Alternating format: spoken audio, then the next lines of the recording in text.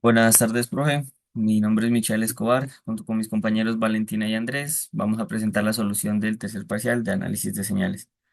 Para el primer punto, teníamos que desde una central de generación se presentaba una tensión de salida. Nos brindan también la información de que se modela para una línea de transmisión con el equivalente monofásico tipo T, con los parámetros RLC con su respectivo valor, alimentando una carga no lineal, ZL, que será nuestra impedancia de la carga. También nos brindan la tensión de la impedancia de la carga y la corriente, con su respectiva función de su componente armónica fundamental, y para la corriente también su corriente con su armónico fundamental y el segundo y tercer armónico que también la acompaña. Para la parte A queríamos encontrar las potencias aparente, activa, reactiva y la potencia de distorsión armónica, para las cuales procedemos hallando primero los valores RMS de la corriente y la tensión fundamental. Para el ejercicio nos dan los valores pico, que es 120 por raíz de 2 de la tensión, y 70 por raíz de 2 de la corriente, con un ángulo de 30 grados. El ángulo para la tensión en este caso será cero. Hallamos el valor RMS con esta ecuación del valor pico sobre raíz de 2, obteniendo un valor de 120 voltios para la tensión y la corriente RMS, reemplazada aquí con el fundamental y los dos armónicos que la acompañan al cuadrado, tenemos un valor de 78,74 amperios para la corriente. Ya con nuestros valores RMS procedemos a calcular las potencias. Para la aparente podemos calcularla a partir de la multiplicación de los valores RMS para un total de 94,48 amperios. Para la potencia activa, la multiplicación de la componente armónica fundamental con sus valores RMS por el coseno del ángulo, que en este caso será 30, ya que solo la corriente tiene este valor. La tensión será cero para un total de 72,74,61 vatios. Para la potencia reactiva realizamos el cálculo similar, pero en este caso con la función seno del ángulo, y de igual manera solo la corriente tiene ángulo que son 30 y en este caso menos 30, para una potencia reactiva de menos 4200 voltioamperios reactivos. Y finalmente, para la potencia de distorsión armónica, tenemos la raíz de la resta de las potencias calculadas anteriormente, elevadas al cuadrado, para un total de 4326,64 voltiamperios de distorsión. Para el punto B, nos piden encontrar la corriente entregada por el generador, modelándolo. Este sería el circuito original de cómo se debe modelar un tipo T con nuestros parámetros, y procedemos a hallar las impedancias para cada uno de los armónicos. Para el armónico Z1, para el armónico Z2 y para el armónico Z3, eh, teniendo un resultado de que ya al modelar la parte real será 0,5, que es el valor de la resistencia, y la parte imaginaria acompañada del J por el 60 pi, 120 pi y 180 pi para cada uno de los armónicos. Modelándolo de la siguiente manera, procedemos a hallarlo de la corriente a partir de las admitancias, modelándolo, y nuestra corriente entregada por el generador será IS. También, como nos brindan al principio del ejercicio, la corriente de la impedancia de la carga y la corriente sobre la tensión sobre la corriente aplicando ley de Ohm, podemos hallar la impedancia de la carga. Reemplazando los valores obtenemos que es un valor de 1,70 ohmios a un ángulo de menos 30 grados. Ya con estos valores, pues procedemos a reemplazar en la siguiente ecuación para la corriente, la cual es la Yn, será reemplazada por cada uno de estos Y que calculamos anteriormente, y para la tensión será la tensión fundamental por la impedancia de cada uno de los armónicos por cada uno de las admitancias sobre 2 más uno por el armónico que acompaña cada una de las corrientes. Reemplazando los valores para la corriente del armónico uno, tenemos que es 3,48 megaamperios a un ángulo de menos 151,06. Para la corriente del armónico 2, 6,14 megaamperios a un ángulo de 119,32. Y para el armónico número 3, 9,04 megaamperios a un ángulo de 100,78, 178,3.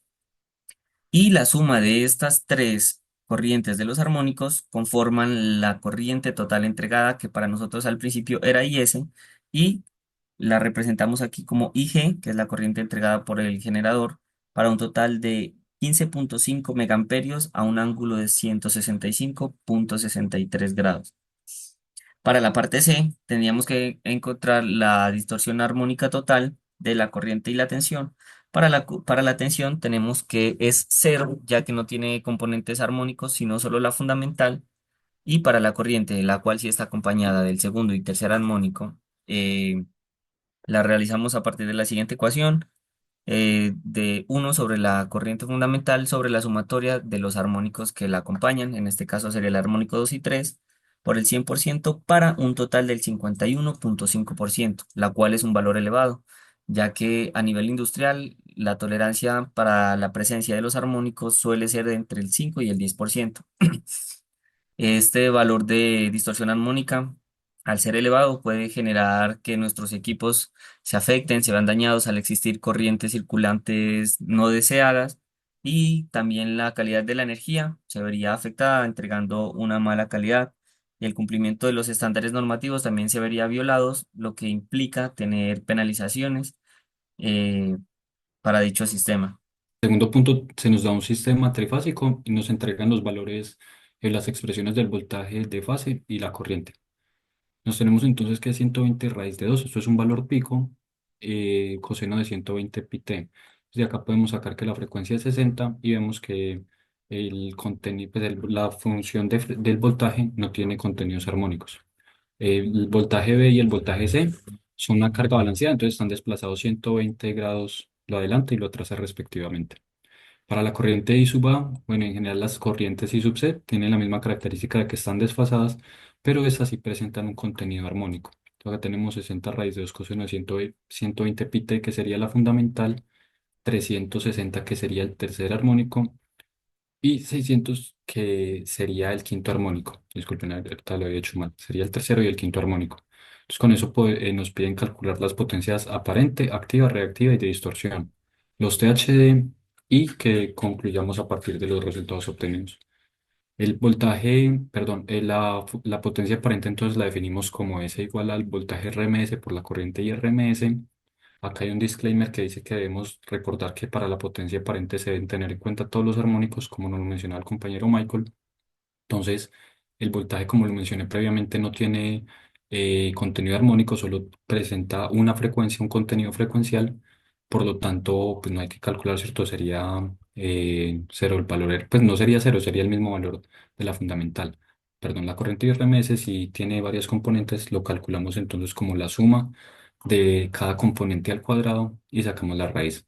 Entonces sería 60 más 24 más 7. Pues acá los valores pico están multiplicados por raíz de 2. Como son señales cosenos, la dimos entre raíz de 2 y obtenemos el valor RMS. Reemplazamos entonces por la potencia aparente. Acá multiplicamos por raíz de 3, ya que es un sistema trifásico. El voltaje RMS que sería 120 y la corriente RMS que acabamos de calcular.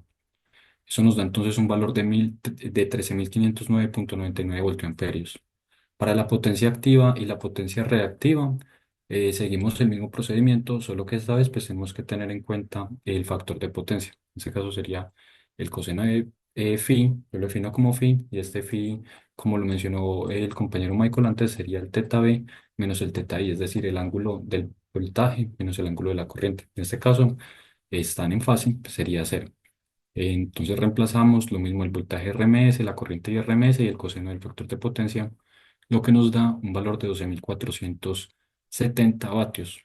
Para la potencia reactiva, pues sería con el seno de cero es cero y no tenemos potencia reactiva, tenemos 0 voltiamperes de dispersión.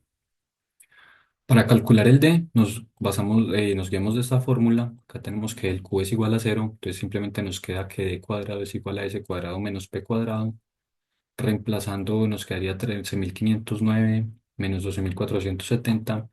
Hacemos la resta y le sacamos raíz y obtenemos este valor, 5.196,15 voltiamperios de dispersión. Después de eso, procedemos a calcular el total harmonic distorsión tanto del voltaje como de la corriente. Para el voltaje no hay, porque como se ha mencionado previamente, el voltaje, la función del voltaje solo presenta un contenido frecuencial, es decir, no va a tener distorsión armónica. Para la corriente sí, nos basamos de nuevo de la corriente IRMS de la fórmula. Acá nótese que tiene el subíndice 2 y 3 que no corresponden directamente al armónico. En este caso simplemente lo utilicé como notación. Recordemos que este sería el tercero y este el quinto. Entonces 60, 24 y 7 nos da 65. Lo metemos en la fórmula de raíz de la corriente RMS menos la fundamental al cuadrado. Acá me faltó un cuadrado, disculpen, sobre la fundamental.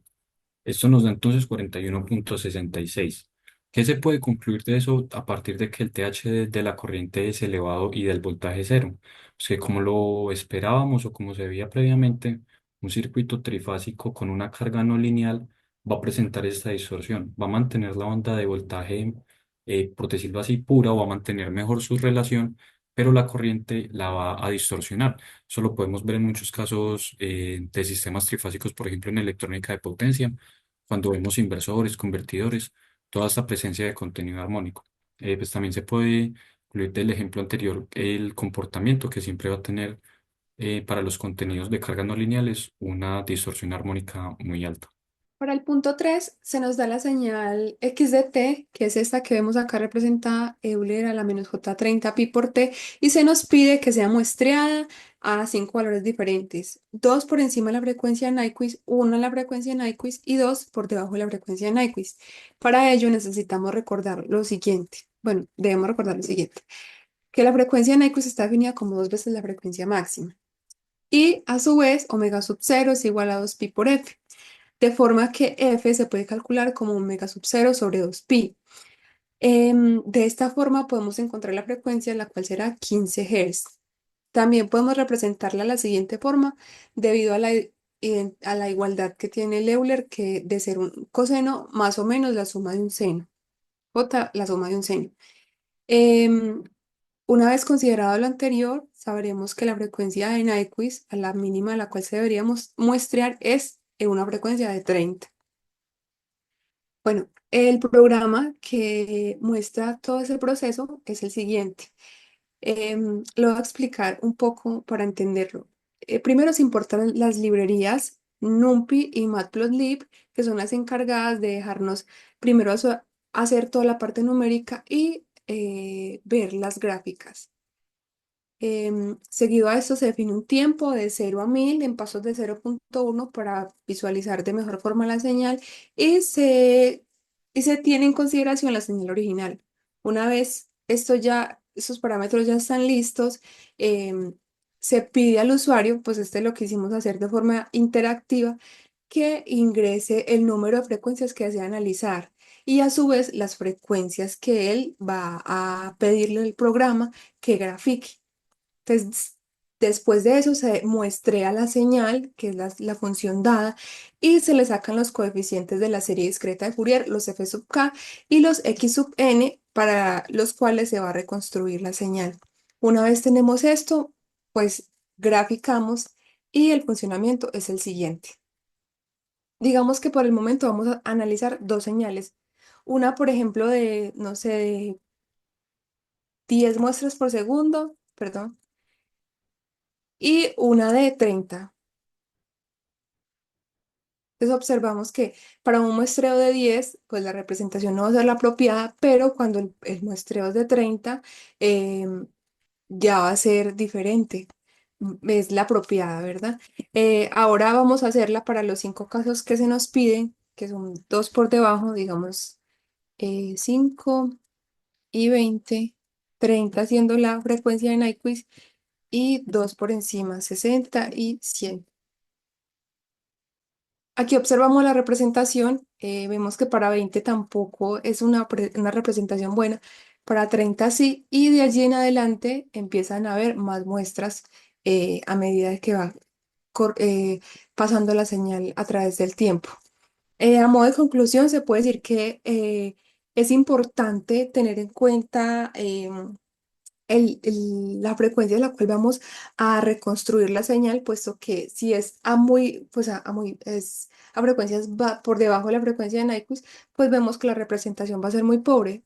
Pero una vez se supera la frecuencia de Nyquist, podemos ver que la representación es un poco más apropiada.